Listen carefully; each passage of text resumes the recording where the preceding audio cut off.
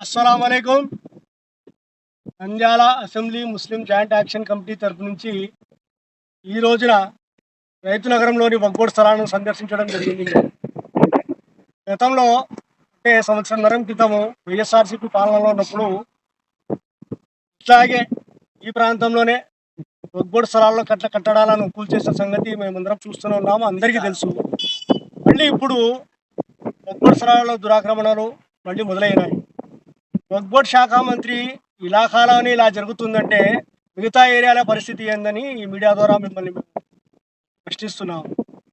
ఒక మంత్రి, ఒక ఎమ్మెల్సీ, ఒక మున్సిపల్ చైర్మన్, 14 మంది కౌన్సిలర్లు, 2 కోఆప్షన్ మున్సిపల్ కోఆప్షన్ సభ్యులు ఉన్న నంద్యాలలోని ఇంత దారుణంగా వందల వేల కోట్ల ఆస్తుల దురాక్రమణ జరుగుతుందంటే దీన్ని ప్రశ్నించేవారు ఎవరు లేరా? దీన్ని ఖండించేవారు ఎవరు లేరా?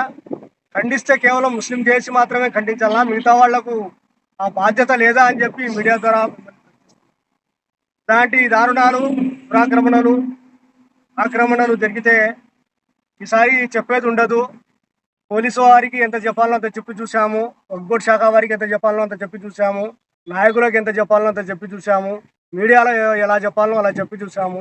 ఈసారి డైరెక్ట్గా బుల్డోజర్లు తీసుకొచ్చి ఎవరి ప్రమేయం లేకుండానే నంద్యాల ముస్లిం యువత మొత్తము ఈ దురాక్రమణలు ఖచ్చితంగా కూల్చేస్తుందని, ఎలాంటి రౌడీ షీటర్లు వచ్చినా, ఎలాంటి గుండాలు వచ్చినా, ఎలాంటి నాయకులు వచ్చినా వెనకడుగు వేసే ప్రసక్తి లేదని మీడియా ద్వారా తెలియజేసుకుంటూ మరొక్కసారి వక్బోర్డ్ ఆస్తుల జోలికి వచ్చినారంటే ఖబర్దార్ అని తెలియజేసుకుంటున్నా.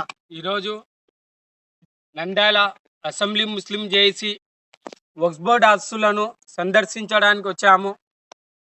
ఇక్కడ వక్బోర్డు అధికారులు కానీ ఇతర శాఖల అధికారులు కానీ ఎవరైతే లంచాలు ఇచ్చారో వాళ్లకు ఎట్లా సేఫ్ చేయాలో అలా సేఫ్ చేసుకుంటూ వస్తున్నారు. ఎవరైతే లంచాలు ఇవ్వలేదో వాళ్లకు నోటీసులు ఇచ్చి నామమాత్రపు చర్యలకు మాత్రమే దిగుతున్నారు. మేము నంద్యాల ప్రజానికానికి ఒకటే తెలియజేయడం ఏమనగా, అయ్యా మీరు కొనేటప్పుడే ఈసీలను 1-2 సార్లు చెక్ చేసుకొని ఎవరో చౌకగా అమ్ముతున్నారు కదా, చౌకబారుగా వస్తుంది కదా అని మీరు వక్బోర్డ్ ఆస్తులను కొనుక్కుని ఇలా కన్స్ట్రక్షన్లు చేసుకుంటే రేపు పొద్దున పరిస్థితి మీదే బాధాకరంగా ఉంటుంది. ఎందుకంటే నంద్యాలలో ఉన్న ప్రతి ఒక్క ముస్లిం హక్కు అవుతుంది. ఇట్లాంటి వక్బోర్డ్లలో ఇది మా సొత్తు, మా పూర్వీకులు మా కోసము, మా విద్య కోసము, మా వైద్య కోసము దానం చేసిన ఆస్తుల్లో మీరు అనుభవించడానికి ఇది ఏమాత్రము మేము సహించము.